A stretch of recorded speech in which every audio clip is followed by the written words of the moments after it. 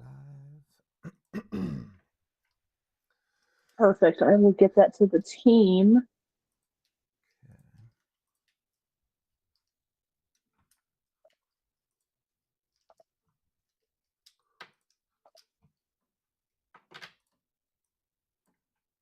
Get that going, and then we'll get started right away. Awesome. All set on my end. Okay. All right.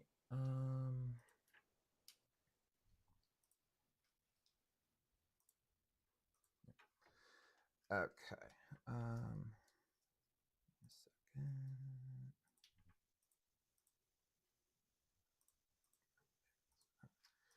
Um, okay, yeah. So welcome everyone and joining in. Just getting a second to warm up here, but yeah. Welcome back to the Think Tank podcast, Think Tank Live podcast. At Think, we streamline democracy so you can vote for you. Every week, we break down what's happening in politics using one simple frame: up versus down lens, not left, not right, just representation. Up means power first, down means people first. Helps all of us see the real patterns behind shutdowns, donor deals, and the stories that never get explained clearly. So you could think of Think as your civic utility. We're plugging citizens, trusted journalists, and underdog candidates into one digital politics hub, one coordination hub. So together we can use today's rules differently and start building digital democracy, which is the future home for America's politics. Our goal boils around better choices, better outcomes, and one fair system where every candidate is seen and every citizen is heard. If you want to help shape what comes next, join our newsletter to get notified when the Digital Politics Hub goes live in about a month from now, a little less than a month from now, where you'll be able to nominate voices you trust, amplify people first efforts, and help shape the future of politics. So before we dive in, if you could tap the heart, jump in the chat, hit follow. We're listening on YouTube, TikTok, and Facebook. So if you want to post questions or comments, we'll respond to you above all. And other than that, like, follow, all that good stuff really helps us out. All right, let's get into it. Awesome. Yeah, Travis. So today, especially since Thanksgiving is this week, I really wanted to talk about, I guess, it's a scary time of year for anyone who has an opposing political view from you. And so I just really wanted to begin this conversation with how divided we are as a nation, how deep our othering of the other political side is. And in the intro, right, we talk about not being left, not being right, but using the up down lens. Um, so, first, like, I'd really like to get into this reality of being such a divided nation. And I wanted to point out that for me, I sit more on the left hand side of the aisle. Um, but I think whenever people, have the opportunity to talk to the other side of the aisle, it almost feels like you can't budge at all. You can't give an inch. You can't find common ground because right then you lose, or then you don't have a real political identity, or then you're just a sucker who, your side has propaganda, my side has truth. So I'd like to get into kind of that. um you know uh there's no common ground. That's not allowed in politics today. um yeah, so I'd like to start there. Just it's you're either left or you're right, and if you're anything else, you're an idiot, kind of. Yeah, yeah. I mean that's kind of, I guess, how the culture pushed us towards. I wonder. I'm curious of, like, 30 years ago, if it was still like that. I know there's a lot more. There's, like, a lot less divisiveness a couple decades ago, and not as ultra partisan, but yeah, I wonder if there was more overlap then. Probably still wasn't much overlap, but anyway, yeah. So yeah, like what you're saying, I mean, a lot of it has to do with just kind of psychology that, I've learned this a lot. Like, me being autistic, my mind works a little bit differently than average people, but like, so for example, if you buy a brand new car, like I would always do this where I buy a new car and then like, yeah, I'm excited about all the new features, but I'm also like objective. Oh, I wish it did this, or like, the other car that I was picking did this other thing. But I notice like people don't normally do that. Like if they buy the new car, they're gonna rationalize that it was the absolute perfect thing. There's no negative to the decision. It's 1,000% the right decision. No one could ever question it. And like, so I don't know exactly why that is. I know it's like not confirmation bias. It's one of our like cognitive biases that happens internally. Is it like cognitive dissonance where anything contrary to what you chose Yeah, there you is go. wrong? Yeah, yeah. Yeah, so that's what it is. So I think a lot of it's like that. So, just because you chose left or you chose right doesn't mean they have to be perfect. Like you're happy that you made the right choice for yourself, the better choice, the choice you aligned with more doesn't have to mean that they're perfect. And like, so that's a big part of it, like the cognitive dissonance, like you're saying. And then also just the rivalry that like, we're so desperate for our side to win that you want to hide those negatives as well. So not only are you just self-rationalizing, but you're afraid that like, oh, even though this is true, it's like you kind of almost want to bury it so it doesn't hurt your side. um and like that's just not right. Like we need to always acknowledge the good with the bad of like all things. Nothing is perfect, nothing is going to be 100% everything correct. And so that's a big part of it as well. And then even like left versus right, it's also not even that split. There's multiple right sides, there's multiple left sides, there's arguably at least three sub wings of each party. On the left there's like centrist Democrat, then there's like social justice left, then there's like socialist left, and those are two different things. I know some people think they're the same thing, but they are different. Then on the right, you have like MAGA, you have moderate conservatives, you have arguably a couple different options there. So it can't be all like, well, this whole half is correct. Well, no, but you even choose a side within that half. There's like the wings of that side. Centrist is not going to agree with the socialist. The socialist is not going to agree with the centrists, and all that stuff. So, yeah, I guess some of it's just like we oversimplify, like humanity just tends to oversimplify things because you don't want to be overwhelmed with options and complexities, um, as well as those other things that we're talking about. So cognitive dissonance, and then fighting, the battles and all that. So all those combinations adds like a psychological effect that kind of forces us to like only see the good on their side and then only see the bad on the other side.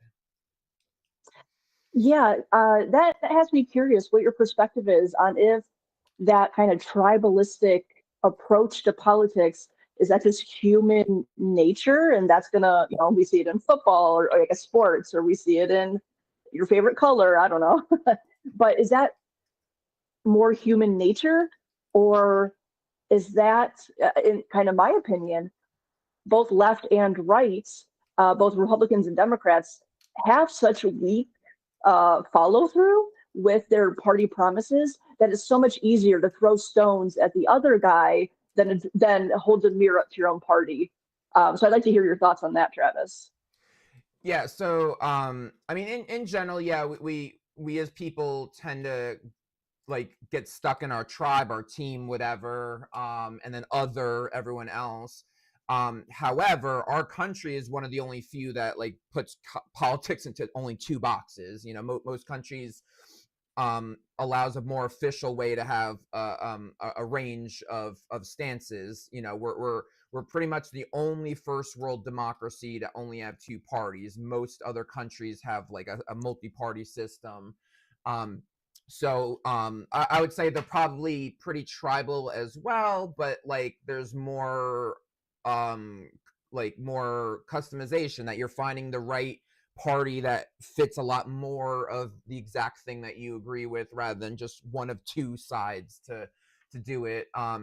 So I think the fact that we only have two sides probably also makes it more extreme on our end because of that, and because of the winner takes all system that we're in.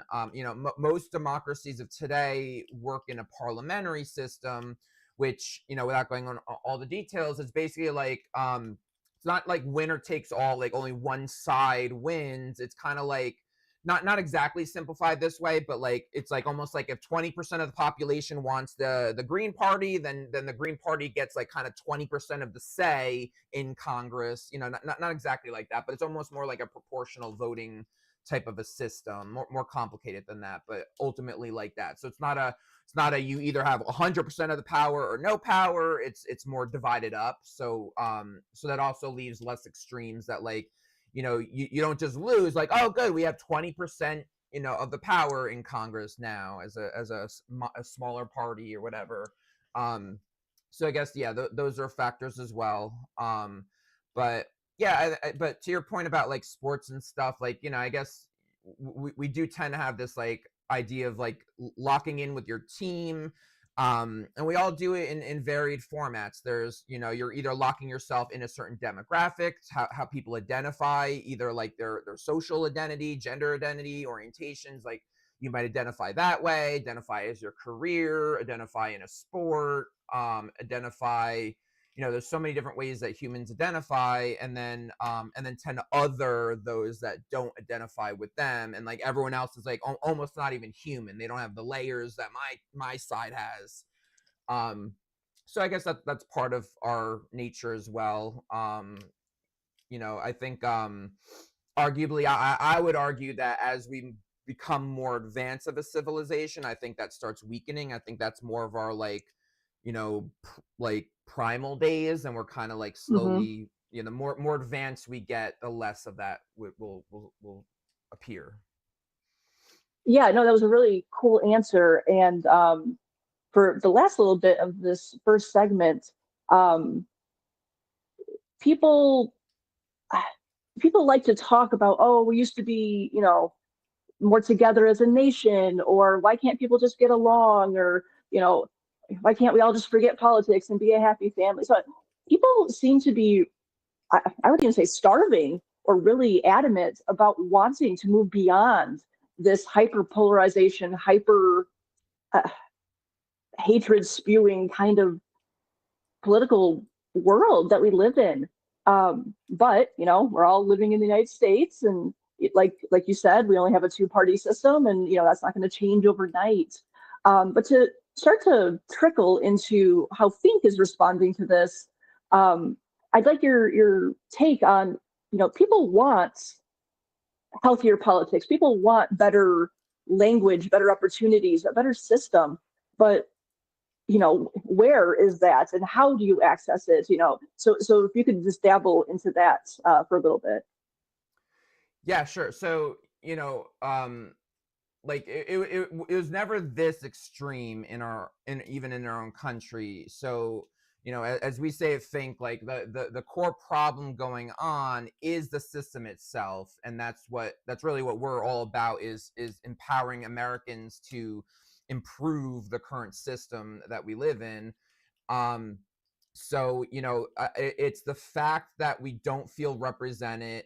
I mean, really, it's like we're actually kind of regressing a little bit as a society, going more into like our survival mode, because we don't feel as protected as we used to be. The economy is worse. We're not making as much money in general as people, after inflation's factored in. And so like, the economy is worse. So I guess I'll word it in: confidence in the economy is low, trust in government's low, trust in media is low. So you don't like feel like there's a higher power, like high, quote unquote, higher power to protect you as much anymore. And then you have the whole thing of like, like organized religions kind of fate is kind of lessening. There's still a lot of spirituality, but like, for a while, government kind of replaced replaced religion to some extent, for some people, definitely not everyone.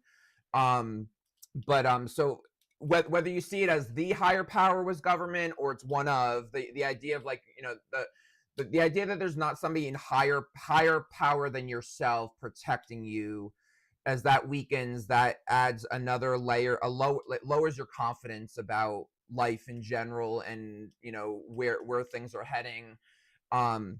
So I think that plays a part. And then but then going back to the system, it's just it's truly becoming less democratic, less representative.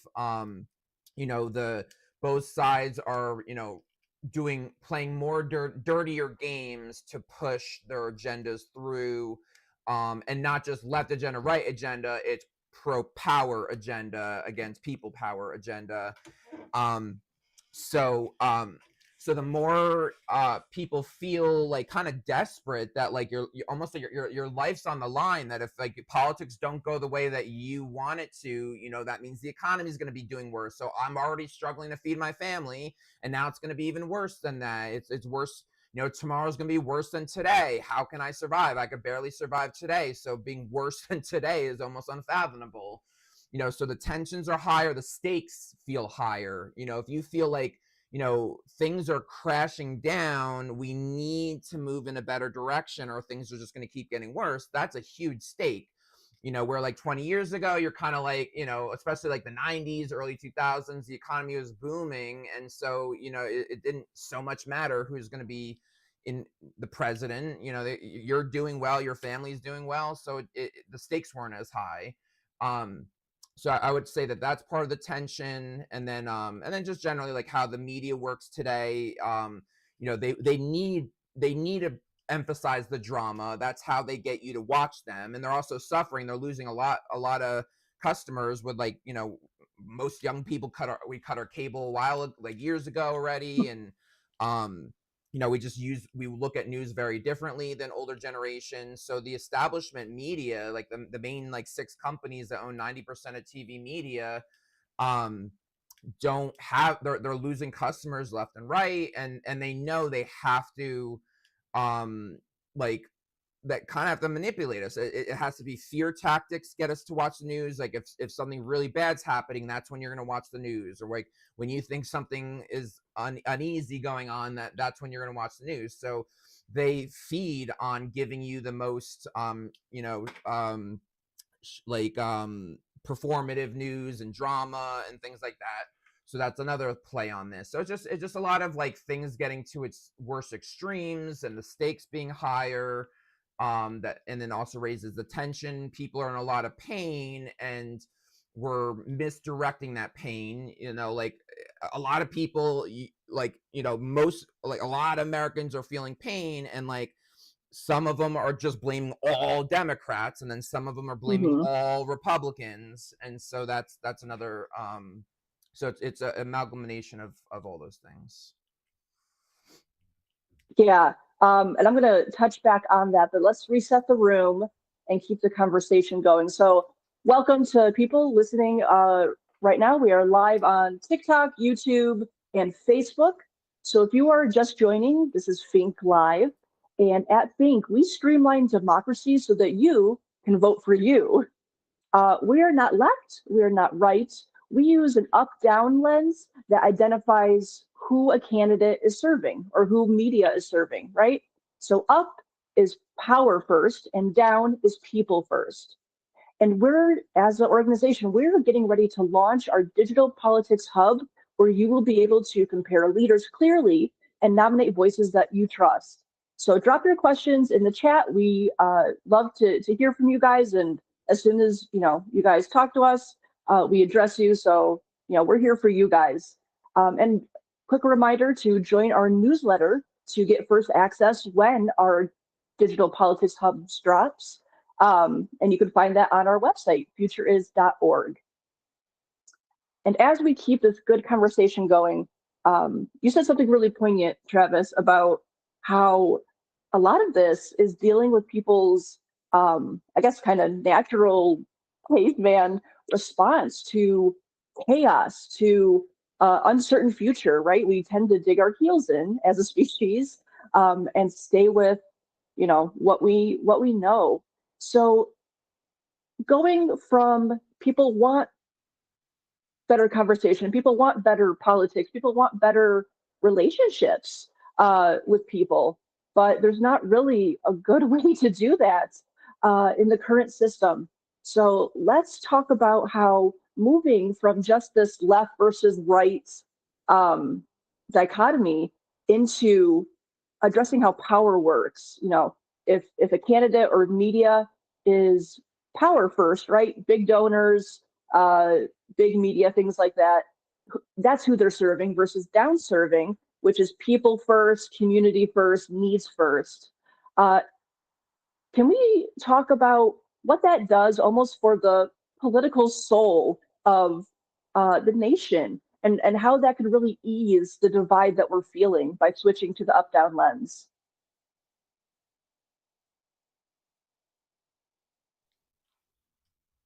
Sorry, took a minute. Yeah, great question. Yeah, so so yeah, what really what we're doing, a lot of what Liz is referring to here is what we're calling digital politics, a way to look at like the political system as a system, as like a structure, an infrastructure that we live by. You don't think about day in and day out, but it chooses your candidates essentially. Um, and so with digital politics, like we're calling it that to learn, like when you're learning what we're doing and how to see this new lens, this digital politics lens, um it's really a realignment. It's like understanding like the context that we're providing, and that the more you understand what we're this new lens, it is the beauty of like the beauty of focusing on fixing the system is that there's no sides. There's not a Republican viewpoint on this versus Democrat viewpoint on this. So for example, when we talk about the system, like the political system as a system, so like the biggest example is the candidate selection process. How do we choose who we're voting for? How do candidates campaign? Those are not like legislated. That's just the process that we do. Like, politician, they're going to run, so they have to raise millions of dollars. What do they do with that money? They advertise. It's almost all about advertising, showing who they are so that they are seen by America. And that is and then on the flip side, for Americans, we kind of don't really have a very good candidate selection process. It's just you see a bunch of commercials. Like some of us will do a little bit of online research before we decide who we're going to vote for, or things like that. But like we've kind of been missing out on having a proper process. Like all the politicians have their process. They know exactly what they're going to do to campaign, but us as citizens, we don't have a standard way to look at all our candidates, know what our choices are, and then work those choices out. So other than like the day of the voting, the actual election itself, and the primary, and then the general election is all we get. So improving that, fixing it, building a better candidate selection process is like the core, is pretty much the core of what our mission is here at Think. And again, there's not sides to it. So for example, like our solution is that we want to work towards digital democracy, a system where you have one platform that showcases all candidates equal. It's citizen owned. Every American will be able to have oversight of the system. How is it built? Who's in control? Is it being done fair? All those kinds of things. And the idea is to streamline and simplify the candidate selection process. So imagine, you could go to one site, put your zip code in. These are the candidates running. This is who's funding their campaign. It'll show you if there's certain conflicts of interest that you might want to factor in. It'll show you the consistency of their promises. It's really about pulling like streamlining accountability and transparency, giving you all the transparent information about these candidates, give you as much information as possible so that you can make the right decision for yourself. And so some of the goals, it's about like transparency and accountability. Other parts of the goal is about really overcoming the influence of money in elections. So if all candidates are treated equally, they're all showcased equally, and that you don't need to raise millions to be seen. All candidates are going to be seen, and now it's up to their merit and showing and proving that they are the best candidate will be what rises them to the top, not just, oh, well, I was able to go to big donors and raise millions of dollars. You didn't sell out, so you don't have as much money as I do, so I'm going to win. So that's a big part of what we're trying to do is overcome that big influence of money. But when all's said and done, all these things that we're talking about has nothing to do with left versus right. You know, we want to make a better candidate selection process. That's going to be better candidates for the Republicans. That's better candidates for the Democrats. Maybe that starts eventually allowing third parties and independents to become viable. But so we're not, what we're building doesn't push anyone left versus right. It just improves the candidates. It gives us more choices, better choices, gives you more control over who you're supporting and who you're not supporting. And that really can change everything. So that's where we go with up down politics, is that we want to help people understand how, like, basically assess a candidate. How up versus down are they? Are they here to truly represent me? Are they just here to give me lip service? And then when they're in office, they're not going to follow any of their promises. And then they're just going to serve their big donors, which is usually what ends up happening.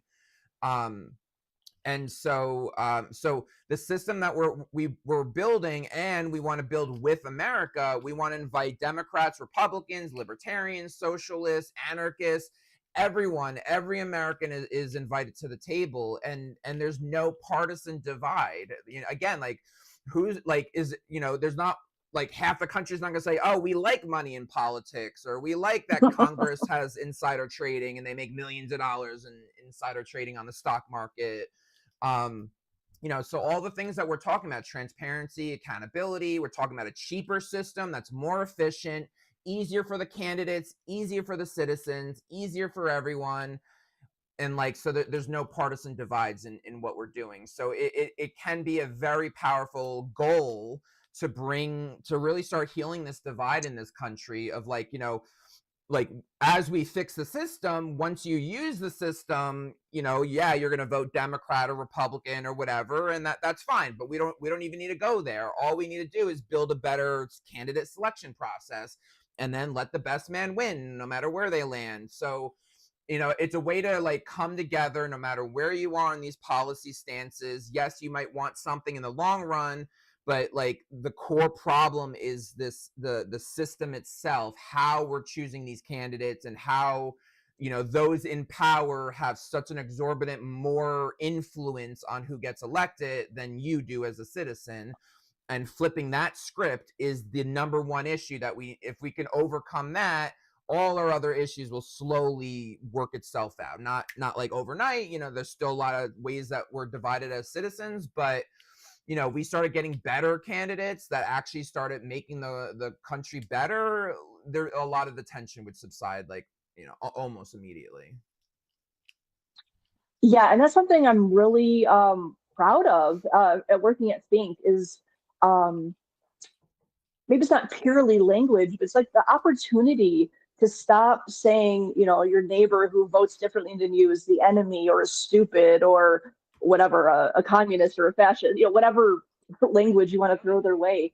It's really about identifying the real enemy, which is the concentration of power at the top, and politicians and media and tech and orgs who over and over bow to power, um, rather than listening to, you know, voters or your community or what have you. So can we briefly talk about the ability that up down politics, when people adopt it and start using it, uh, allows for, I guess, neighbors to be neighbors again, right? Because you're pointing the finger at concentration of power and how you're both angry about that, rather than, hey, you stupid Democrat or Republican. So yeah, I'd like to go into that, Travis. Yeah, sure. So, you know, funny enough, because, like, I think we call it the Thanksgiving test, and here's Yeah. actually the next Thanksgiving. But yeah, so basically, like, you can go to actually probably not by Thanksgiving, unfortunately. Maybe we could get this done by Christmas, like a do's and don't checklist. We talked about this before, but if you without if you take away, don't label, don't talk about specific candidates, don't talk about a specific party, but you could still complain about the system. Watch how many people, no matter where they are on the aisle, is they're going to agree with you. So like, you go to Thanksgiving dinner, you say, oh, politicians are so corrupt. Yeah, everyone's going to agree. And like, oh, you never know who's actually going to keep their promises. Yeah, everyone's going to agree. Like, oh my God, isn't it crazy that, any corporation can basically spend endless amount of money to help a candidate win? Yeah, everyone's going to agree. Oh, do you guys think there should be term limits in Congress? Some people might even be against term limits, but they're not going to fight. They'll say, well, I disagree, but they're not going to get as heated as other issues. So there's like a lot of these topics of like, oh, like, isn't it crazy how, those in the middle, things are getting worse. Inflation is bad, whether Trump's the president or Biden's the president. Inflation gets worse, and my wallet's, the costs are increasing, but my salary sure isn't increasing. Everyone's gonna agree. Oh, healthcare is so horrible. Everyone's gonna agree. Like, so there's so much agreement in the country. Some of it, like the biggest problem is that we fight over how to solve a lot of the issues. But also push comes to shove that, even if there's a true Democrat way forward and a true Republican way forward, those that actually get elected, they're not actually pushing what you, the voter, thinks is going to happen. My simplest example is like, we're gonna elect Democrats, and they're gonna raise taxes on the ultra rich. No, they're not going to. They're gonna raise it on like the middle class, upper middle class. They're not gonna touch the rich too much. And then the vice versa. Republicans are in office. Oh, they're going to lower our taxes. Nah, you might get a pinch less of your taxes, but no, they're going to mostly lower for the rich. So no matter who's in office, those that give them the most money, the big donors, the special interests, they're the ones that benefit from the legislation that's going to be pushed in that office. So it almost doesn't matter whether they're Republican or Democrat. They're gonna favor those that give them the most money, and that's never you. You're not giving them you're not giving them a $10 million check to their campaign. At most you're giving them $5, probably nothing, which is fine in a fair world, but not where we are today.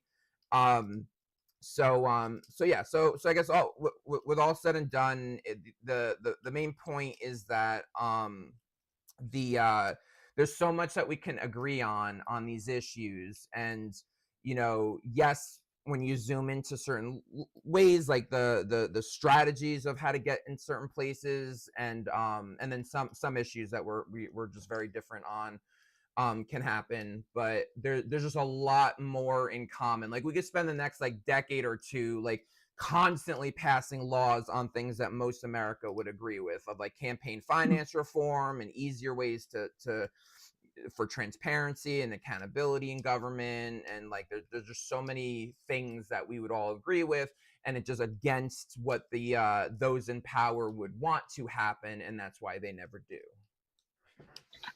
Yeah, and while you were speaking, Travis, I just imagined kind of a Democrat voter and a Republican voter, and they each have their whatever their party's aims are as like a carrot in front of them that they're always striving for. And that's part of digital politics as well, is campaign promises and follow through. Because, gosh, Democrats and Republicans, they know what voters want to hear. They know what matters to you. They're not blind and deaf to the needs of their voters. But gosh, as soon as they get into power, more often than not, it's about keeping themselves in power, keeping that money flowing, keeping it's about the next election cycle, not about what they can do while they're in power now. So it was a funny imagery in my head of just kind of like both sides of the aisles are kind of the idiot with the chasing the carrot, and we're all doing it because we all want a better world. It's just the people we're putting in power to make that reality a possibility. They're the ones that are messing up, not how we choose as voters. But let me reset the room, and we'll keep the conversation going. So uh, if you're just joining us, welcome to Think Live. We are streaming right now on TikTok, uh, Facebook, and YouTube. And at Think, we're streamlining democracy so that you can start voting for you. And we're not left, we're not right. We apply an up down lens to politics, up being those who serve power, down being those who serve people, their voters, their constituents. And in less than a month, we're getting ready to launch our digital politics hub. And in that hub, you'll be able to compare leaders clearly and share your voice, nominate who you trust. So, again, welcome to those tuning in. Drop your questions in the chat. And don't forget to join our newsletter so that you'll get first access when our hub goes live. And you can find that on our homepage, futureis.org. So let's get back into this good conversation. Um, so yeah, something that you talked about, Travis, is almost this waking up that digital politics allows of, oh, we're not mortal enemies. We're not completely different. We value very similar things, like you were talking about, money out of politics, maybe term limits, probably probably insider trading. These are things that not only cross the aisle to include both sides, but it's just something that really highlights, especially to as we apply the up down lens, people, regular folks, the voters, versus those who have the power, the ability to write things into legislation. Um, yeah, so I don't know if that's much of a question, but I just like to talk about how all of our kind of base desires for how politics should work, right? Fairness, transparency, actually voting for someone who will be a civil servant. Those are things that, you know, you can point to anyone on the street and say, those are things that most of us want. And you won't be able to guess by looking at someone what their political party of choice is, but you can bet your bottom dollar that they are upset at the current system and want a better system. Um, so yeah, I'd like to hear your thoughts, Travis, about just the base reality that we all want, but then how up-down politics can advance those base desires in politics today. Yeah, sure. Yeah, I mean, like, there's something innately, like, it's almost like in our collective consciousness to want democracy. Like, there's something is now probably a good 4 or 5 years ago, but there's like a worldwide survey that showed like over 85% of humans thought that democracy is like one of the most important fundamental things in the world, most important things.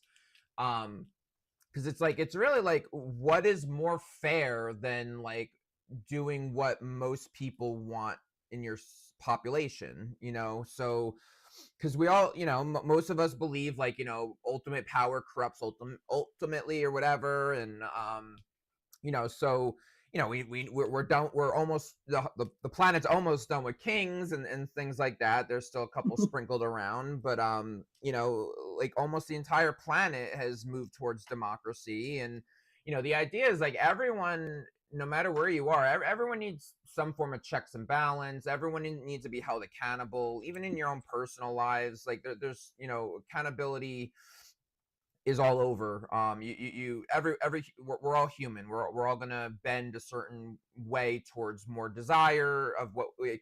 Everyone wants to do more of what we desire and less of what we dread. So accountability kind of has to balance us. That, like, okay, well, you can't get what you desire if you don't do a little of what you dread, kind of a thing.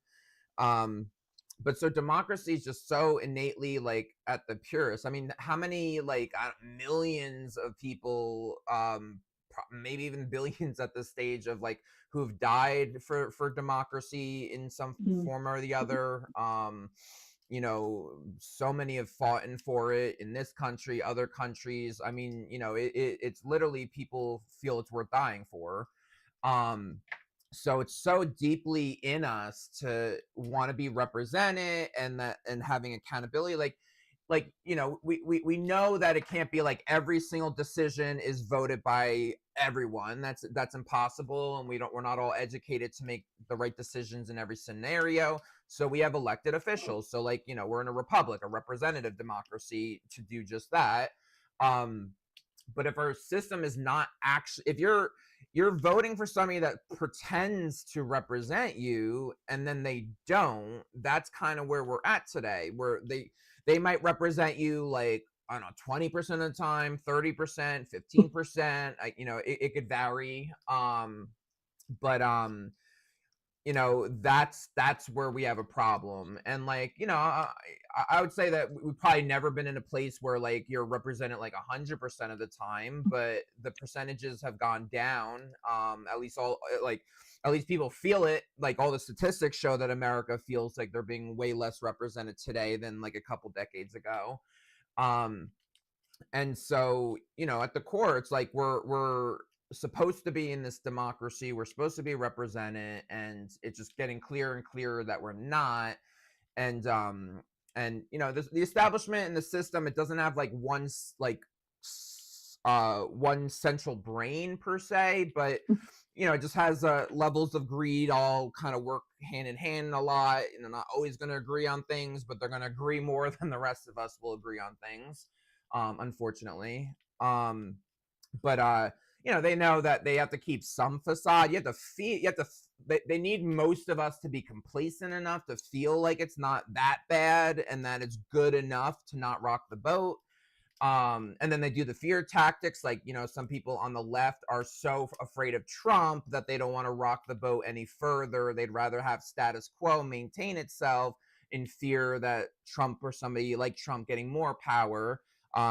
Even though we would argue that it's that status quo complacency that brought us this situation.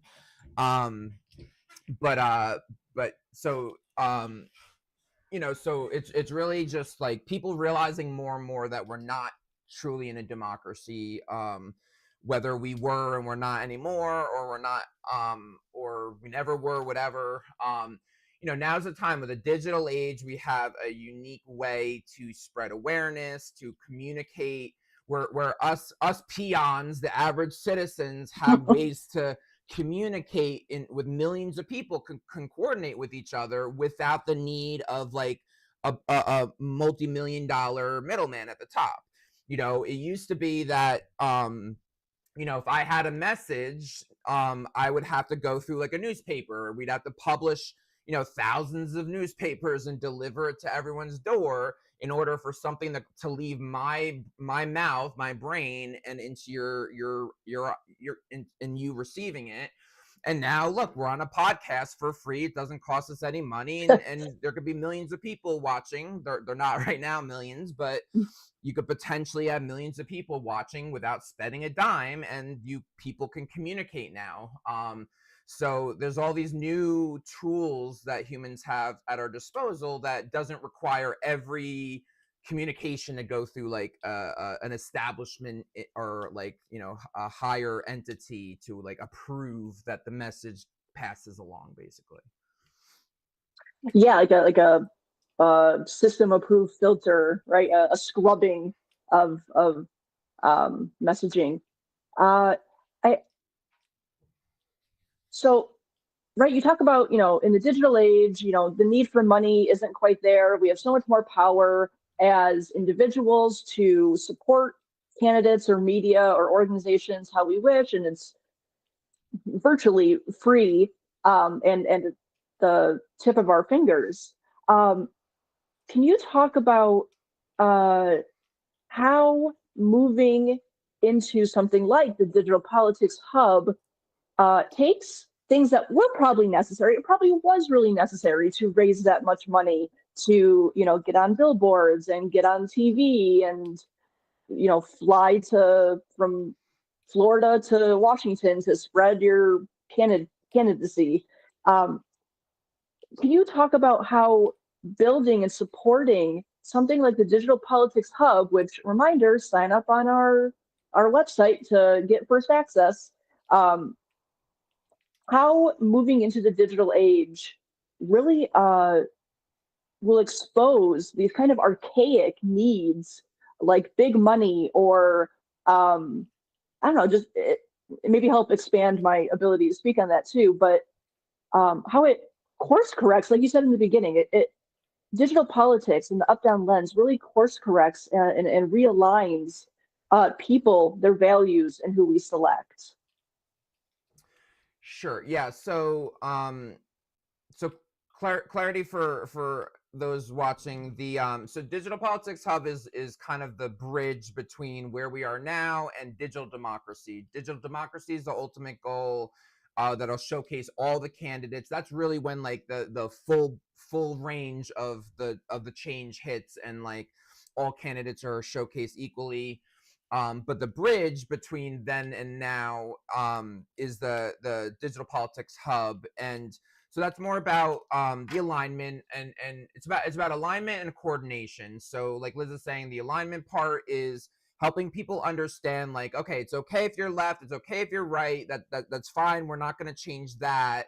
But add this layer of up and down, help you really learn to assess a candidate, not just, oh, I like them because of their what they say their policies are, but then are they actually going to fight for those policies, or are they only saying that to win your vote? So that's where the digital politics empowers you to like know, like, really to assess the authenticity of that candidate. Are they truly going to represent you if they get elected? And then that's an important assessment to make, aside from like, oh well, they're Democrats so I like them, or oh, they're Republicans so I like them. Like, that is kind of more important, or at least equally as important, is like, okay, you like what they say their policies are, but they don't, that doesn't always mean anything once people are in office. So the seeing in digital politics, seeing in DP, is a way to help you assess the legitimacy of a candidate. So that will be something that is feasible on the Digital Politics Hub.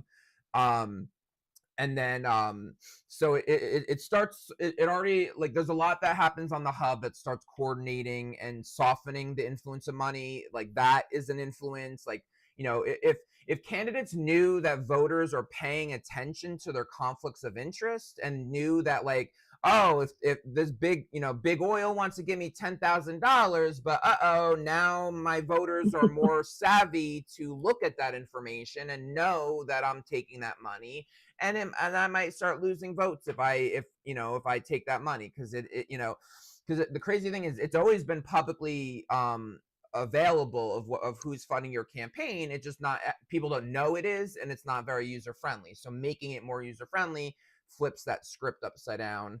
But then the biggest changes really happen, that, like, so that's the alignment part of the hub, and then the other part is about coordination. That once we reach enough of the people power and resources needed to really dive into digital democracy, then we could really launch digital democracy, and that completely transforms the system, where basically you're starting to funnel all citizens to check out this system that showcases all the candidates, has all the transparency, all the accountability. Basically, their skeleton closet is open for the world to see very, very clearly. So like the coordination hub, like, helps you, like, there'll be a checklist that helps you determine the legitimacy of a candidate. But when we get to digital democracy, then all of that is just completely streamlined. There'll be ratings and score systems that tell you exactly the score of how legitimate they are, how trustworthy they are, and those kinds of things. The challenge on that is just that it's going to be literally citizen owned. It's not something we think are going to own digital democracy. You're going to own it. Every American will be able to opt into an equal ownership stake of the platform. They'll be able to have oversight of the platform. And so the challenge of it is just that we need to build it with America. We can't just build it and then hand it to you. in order for you guys to own it, we have to build it together. Like if we went to investors to build it, or a big tech company to build it, it's not going to be built in your favor. It's going to be built in their favor. It's going to be about them making profits, and it's not going to be about transparency. It's going to get all the core goal of what we're trying to do would get washed away. And so it has to happen this way, is the most trustworthy way, where you have power, you have oversight, and we build the system the way that America would envision a digital form of democracy should ever be. So the Coordination Hub helps that come into fruition, helps us coordinate and build this platform. And it's not just citizens, it's there's a lot of nonprofits that we already are talking to that would be part of building this. Like there's a lot of nonprofit developer, like civic technology people and stuff. There's a lot of people that will be involved in this, and we just need to reach the awareness and people power to really pull the trigger on that stage. But the Coordination Hub is in some ways even it was hard. If we could get to the coordination stage, the digital democracy stage is kind of naturally gonna progress next. So we just need to get to get this digital politics hub, and get people on the hub to really make this happen.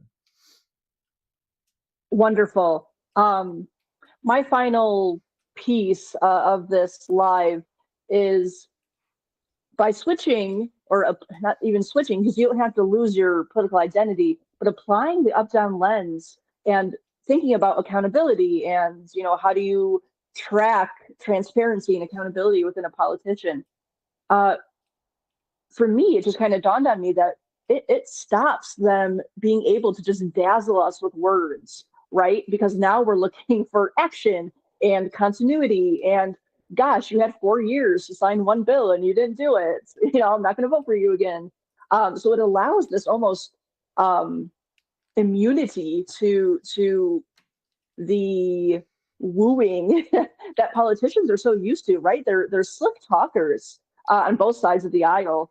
And by applying this new lens, it allows you to be more skeptical, be more critical, and be more egotistical in what you want. But I think it's a good thing, right? Because it's either you or it's those people in power.